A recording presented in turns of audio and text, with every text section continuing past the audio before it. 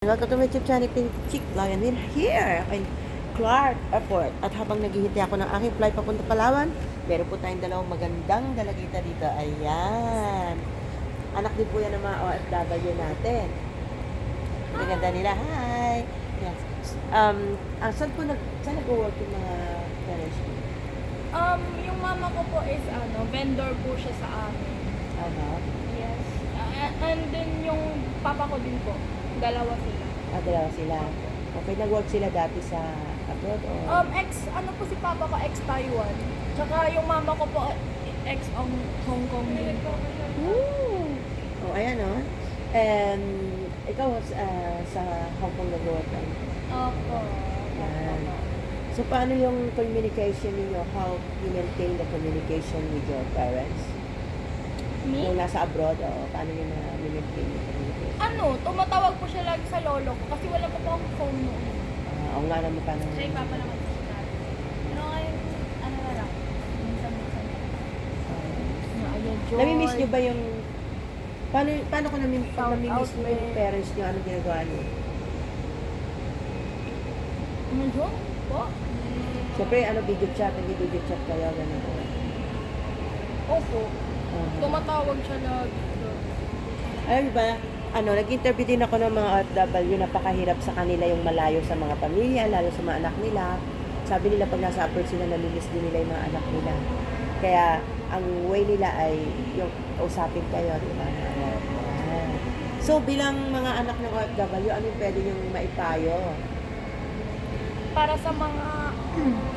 Wait lang. Mag-e-end live nga ako. Bakit? Ayoko na. Wait lang po. End live namin.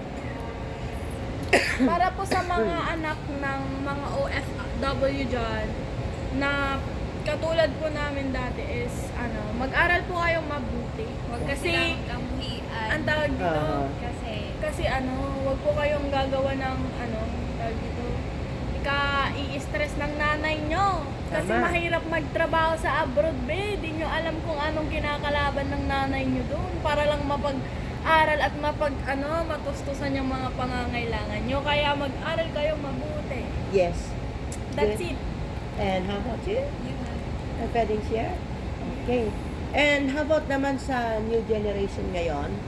Dahil iba yung generation nyo, iba yung generation namin. Ano yung pwede nyong ipayo sa mga new generation natin ngayon? Sa mga new generation. Gen X kayo. Ano tawag sa inyo?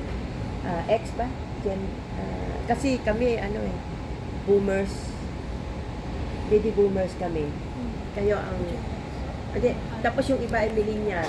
Hindi kayo millennial eh. Ano kayo eh? Gen X yata. Z? Gen Z. Ayun, mga Gen Z na magaganda. Tignan nyo naman. Di ba?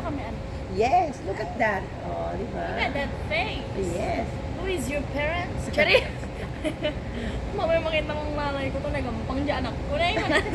Ay, mga Ilocano po yan. Shout out sa Shout out sa mama ko dyan. Hi, ma.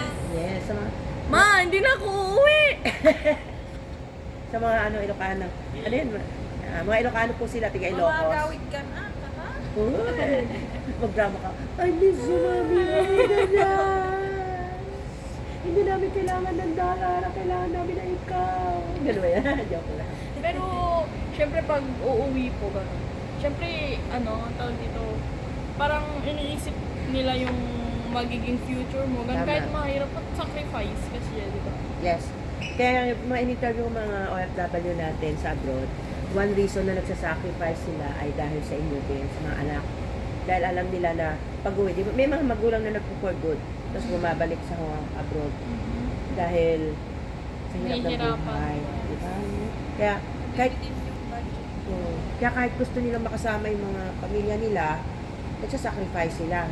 Sabi nga nila, inaalagaan nila yung anak ng iba. Yung anak nila, hindi nila maalagaan, di ba? Kaya, ang ating mga OFW, mga bayani Opo. sa ating bansa. Yes. At ang mga anak din ay bayani dahil nagsasacrifice din kayo. Hindi madaling malayo, di ba? Ang inisip lang nila yung mga OFW natin, pero yung mga katulad ng mga anak, nagsasacrifice din kayo. Thank you. Thank you po. Yes, out ka ng friend niyo. Hi. Isang picture tayo. Saan na ba kayo? Yan. Ako, mukha akong bagong gising ni Bale. 1, 2, 3.